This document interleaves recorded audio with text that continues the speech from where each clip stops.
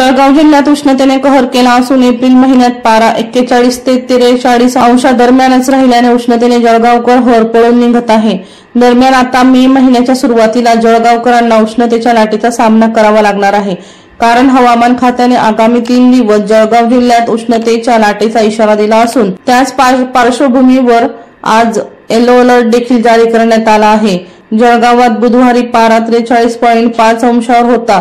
April महिन्यात यंदा सरासरी पारा 42 ते 43 अंश इतका राहिला आहे, तर मे महिन्यात सरासरी तापमानात वाढ होण्याचाही अंदाज आहे। गेल्या वर्षी एप्रिल महिन्यात 41 अंश सरासरी तापमान राहिले होते। यंदा मात्र 1 अंशाची वाढ झालेली आहे। 1 ते 3 मे दरम्यान पारा 43 ते 44 अंशावर राहू शकतो।